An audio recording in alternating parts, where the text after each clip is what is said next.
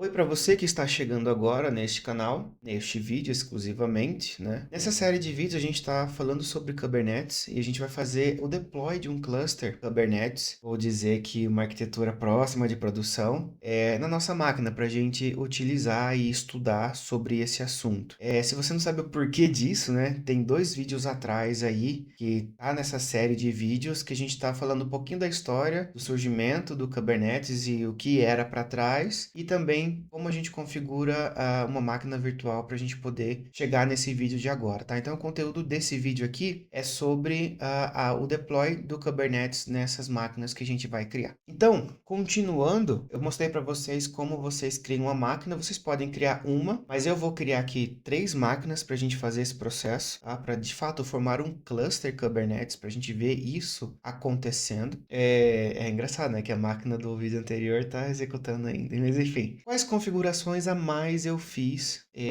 nesse quesito aqui? Deixa eu mostrar para vocês. Bom, o que mais eu fiz aqui na configuração das VMs, tá? Além de colocá-la no modo bridge, que ela pegou um IP da rede, eu fixei o IP dela no meu modem, tá? Cada modem tem um modo de fixar o IP ali, de você reservar o IP, então você pode colocar um MAC address e o IP ali, e aí quando a máquina solicitar para um serviço DHCP na rede, o modem vai entregar o IP reservado para aquele MAC address, tá? Por que que eu fiz isso? Porque daí a gente consegue definir uns nomes, uns DNS na nossa máquina apontando para esses IPs e a gente consegue acessar no navegador. Então essa foi a única configuração que eu fiz a mais em relação à VM. Se a gente olhar aqui, deixa eu ver se aparece alguma coisa aqui. A máquina nova, ela ainda não apareceu aqui. Mas geralmente aparece. Se não aparecer, você vem, coloca ali, por exemplo, inserir MAC, coloca qual que é o endereço do MAC aqui, dararararararará, coloca qual que é o IP que você quer salvar para aquele MAC, tá? Então, sempre que esse MAC solicitar um IP, ele vai surgir ali, ele vai entregar esse IP para aquela máquina, tá bom? Então, eu já reservei aqui para essas 3 máquinas aqui, iniciais, esses IPs já tá fixado. Só este detalhe. Vamos lá então, tá? Eu defini alguns IPs aqui, né? Para essa aqui é a 4, essa aqui é a 5 e essa aqui é a 6. Deixa eu abrir aqui meus terminais. Na verdade, eu já estou até conectado nessa máquina, mas vamos lá. O que que eu fiz aqui, tá? Deixa eu conectar novamente. Então, a gente conecta por SSH com o usuário e senha que nós definimos, tá? 1 a 6 aqui. Aí, você vai digitar sudo su, tá? Para entrar com o super usuário. E você vai digitar passwd. Esse passwd é para trocar a senha do root, tá? Porque depois a gente pode logar no sudo de maneira mais simples. Sudo traço, ele vai pedir a senha, tá? Então, basicamente isso que a gente faz nas 3 máquinas aqui. Então você eleva para root, tá? Para sudo nas 3 máquinas. SSH, o IP da máquina, SSH, usuário IP da máquina. O server 1, a gente vai instalar o RKE no modo master. Agora vamos falar o que que é RKE. Deixa eu pegar aqui a documentação para você saber. Existem inúmeras distribuições de Kubernetes que a gente pode utilizar. Inúmeras delas, tá? Queda. Vamos fazer o seguinte, cncf.io. Aqui no cncf.io, que é o Cloud Native Computing Foundation, eles listam todos os projetos que são graduados como Cloud Native, basicamente, tá? Então aqui a gente pode ter uma ideia de quais são as distribuições Kubernetes. Eu vou entrar aqui no Landscape, Cloud Native Landscape. E aí eu vou criar um filtro aqui agora, deixa eu ver. Eu vou pegar aqui graduado. Eu vou pegar aqui a Open Source. E eu vou pegar aqui a orquestração e gerenciamento. Deixa eu ver o que que vai aparecer aqui. Não apareceu quase nada. Só apareceu o Queda e o próprio Kubernetes mesmo. Era para ter aparecido mais coisas aqui. Deixa eu limpar o filtro aqui do Open Source. Também não melhorou muito. Deixa eu ver. Será que tem alguma coisa em Runtime Orchestration, Provisioning? Vamos ver aqui também. Runtime, não tem nada.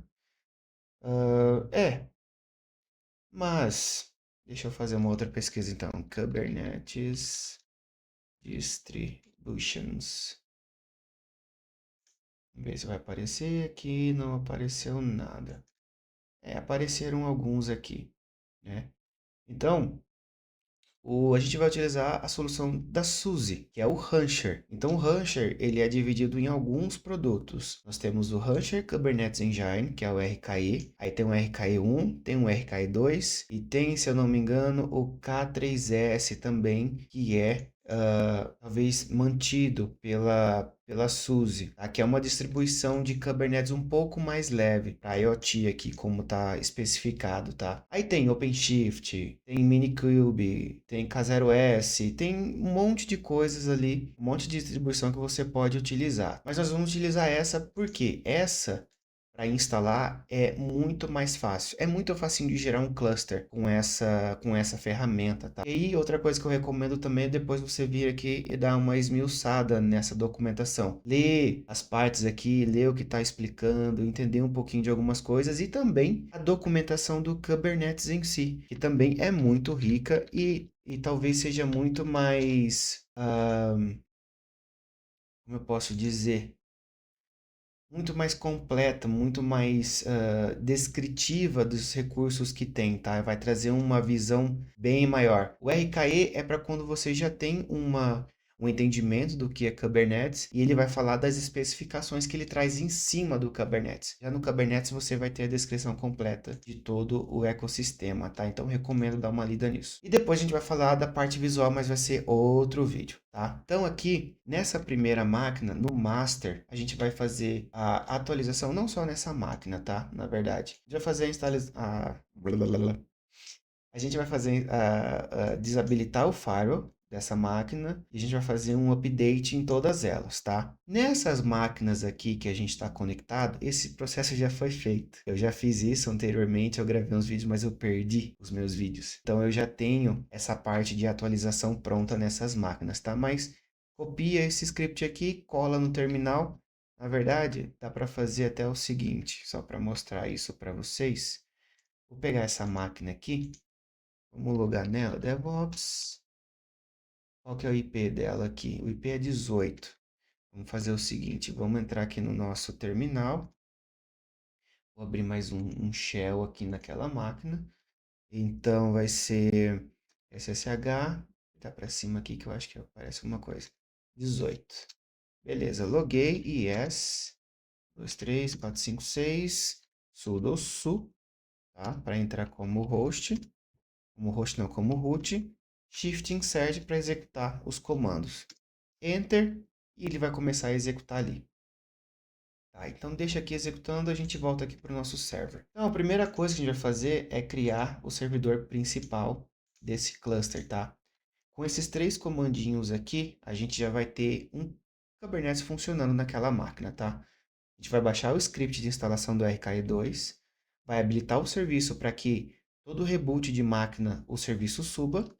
Vai também já inicializar o serviço para que ele fique disponível para acesso, tá?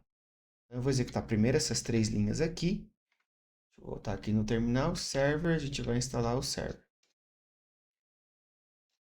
E aqui ele demora um pouquinho, alguns minutinhos para poder subir esse serviço. Enquanto isso, eu vou voltar aqui no script. A gente vai ter aqui o Rancher, o RKE2, ele já traz consigo o binário de kubectl.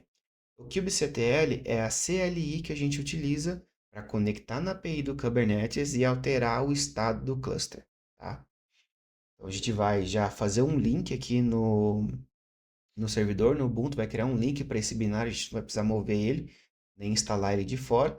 Podemos também fazer um apt install kubectl, não tem problema nenhum, vai ser a mesma coisa. E segundo ponto, a gente vai instalar também o CLI do Helm. O Helm, ele é uma ferramenta, eu vou dizer que oficial, Tem o Customize também, mas eu vou utilizar o oficial. Talvez eu esteja falando besteira. Mas basicamente ele serve para fazer o deploy de aplicações dentro do cluster, através dos manifestos. O que são manifestos? Manifestos são arquivos YAML que tem a definição ali de qual container vai executar, qual porta vai expor, se tem volume, se não tem volume. A gente vai ver isso mais para frente, tá? Mas ele traz ali a definição do que precisa publicar, do que o cluster precisa estar executando após a finalização da aplicação daquele Helm chart, tá? E também tem esse nome, Helm chart. O Helm chart é para o Kubernetes, o que o Docker Compose é para o Docker. Deu para entender essa analogia? Docker Compose a gente vai lá, define qual é o container, qual porta que vai expor, qual é o volume, qual é a rede que vai conectar e, enfim, define lá e faz um Docker Compose up. Aí ele vai subir, vai baixar as imagens, vai subir os containers, expor as portas e ok. Helm chart é a mesma coisa, só que a diferença é que com Helm chart a gente tem uma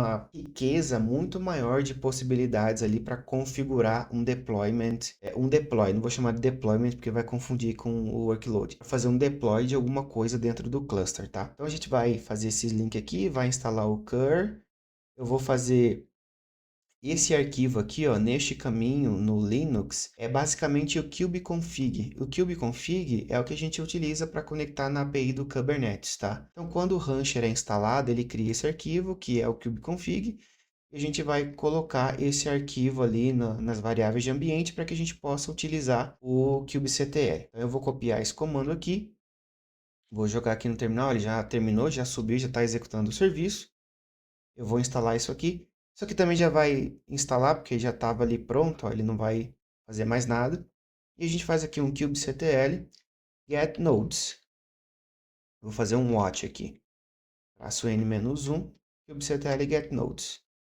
Então aqui a gente tem um nó, um dos nós do nosso cluster, tá? Que é o nó master ali. Então você pode ver que ele tem a role control plane, etcd e master. Vamos falar um pouquinho dessas roles. No Kubernetes nós temos roles do que cada nó vai fazer ali dentro, tá?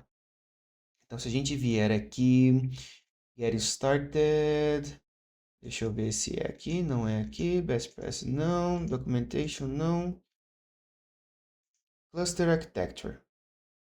Aqui a gente tem uma definição do que como é formado um cluster Kubernetes na infraestrutura. Então, a gente tem uma máquina ou várias máquinas de control plane. Dentro dessas máquinas, a gente tem um Kube API Server e a gente tem o etcd também. O etcd é o banco de dados do Kubernetes. Eu comentei, né, alguns minutos atrás que tem os manifestos que são aplicados. Então, esses manifestos são armazenados do banco de dados do Kubernetes através da Kube API Server e ali o Scheduler e o Controller Manager ficam monitorando esses manifestos para que os nós que estão conectados nesse cluster executem aquele workload que foi aplicado, ou criem aquele recurso que foi aplicado por um Helm chart, por um kubeapply ou qualquer outra coisa do tipo. A gente vai ver isso mais para frente, tá? Aqui eu tô só passando por cima de maneira rápida para poder acelerar o passo aqui. Além disso, né, o Kubernetes gerencia containers. E como é que ele vai gerenciar containers? Ele vai vir junto com um motor de containers. O motor de containers é como o Docker Engine, o CRI-O, o Podman, ou acho que é NerdCTL?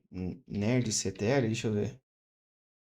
O que é o NerdCTL? É o Containerd, na verdade. Containerd ou Containerd? Acho que é Containerd. O Containerd, que é o que o Rancher utiliza, tá? Ali como motor de container, justamente para executar os containers dentro do cluster. Porque não adianta nada ter uma orquestração de container e não ter um motor de container que vai executar os containers, tá? Então, voltando nas roles, né? Já tinha viajado aqui. Eu tenho o control plane, que vai fazer essa gerência do que precisa ser executado, e tem os workers, ou nodes, que são as máquinas que executam aquele workload e vão ter o estado daquele cluster. Essa é a divisão. E no RKE a gente tem três roles. A gente pode ter servidores só etcd, que é só para o banco de dados. A gente pode ter servidores que é só control plane. A gente pode ter servidores workers, ou no caso eles chamam de agent aqui. Eles chamam de server e agent. No caso aqui, como a gente criou essa máquina, como a gente criou, não. A gente criou essa máquina com os três roles que é possível. Ela é control plane, etcd e o worker também, tá? A gente consegue fazer a execução de workloads nela, beleza? Ok, então tem o get nodes aqui. Vamos adicionar mais uma máquina nesse cluster. Eu vou cancelar esse comando aqui A gente executou aqui alguns comandos, instalou uns binários, a gente vai copiar esse cara aqui, ó. Este cara é um token que a instalação cria para que outros nós possam se conectar a ele, tá? Então eu vou capturar esse token aqui, tá? Ctrl Shift C aqui no Linux. Vou voltar aqui nos meus scripts e aí a gente vem aqui no Create Agent. Então o que a gente precisa no Create Agent agora? Deixa eu só substituir aqui rapidinho. No Create Agent, a gente vai criar esse diretório na máquina, criar esse arquivo de configuração que é o mesmo que a gente pode criar no servidor, mas para colocar configurações no servidor, e aqui a gente coloca configurações de agent. Qual é o server que essa máquina vai se conectar para fazer parte do cluster e qual é o token de acesso dessa máquina para aquele cluster, tá? A gente vai executar isso aqui no terminal, tanto no... Não, aqui não. É aqui no Agent 1, tanto aqui no Agent 1 quanto no Agent 2. Legal, Shift Insert para criar ali os arquivos. Ele vai criar o arquivo, aí a gente volta no nosso script e copia o script de instalação. Como vocês podem ver, deixa eu até abrir aqui. O script de instalação do Rancher, do RK2, é o mesmo. O mesmo comando que estou executando aqui é o que eu vou executar aqui. A diferença é o serviço que eu vou inicializar. Aqui eu estou fazendo uma instalação do tipo agent. E não, quando não coloco nada, o default é server. Tá? Então a gente vai instalar o tipo agent nessas máquinas. Eu vou copiar esse comando aqui. Vou vir no agent 1, vou colar aqui. E vou vir no agent 2 e colar aqui também. E eu vou voltar aqui no painel do primeiro agent aqui. Cadê? Watch Nodes. Vamos observar que em alguns segundos, ou minutos talvez, a gente vai ter... Aí, ó, já temos um nó tentando se conectar no cluster do Agent 1.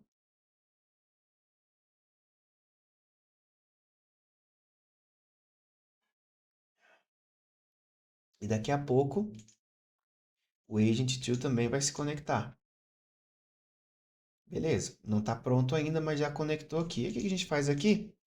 A gente sai e encerra esse SSH aqui. A gente não precisa mais mexer nessas máquinas. Tá? Já terminou a instalação, já ativou o serviço, exit, exit. Pronto. E aí a gente fecha. Aqui eu posso fechar também, que eu não vou utilizar. E aqui está com...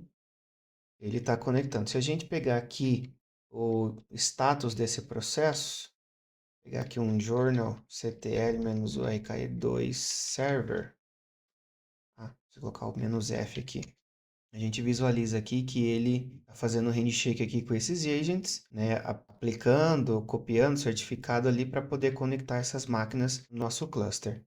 Vamos acompanhar de novo o get nodes aqui só para ver o que vai acontecer. Na verdade, eu vou abrir mais um aqui, terminal, para a gente ver, acompanhar os pods dessa máquina, tá?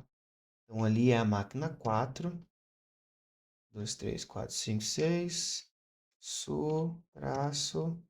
E aqui eu vou fazer um... Cadê? kubectl get pods -a. Vamos ver.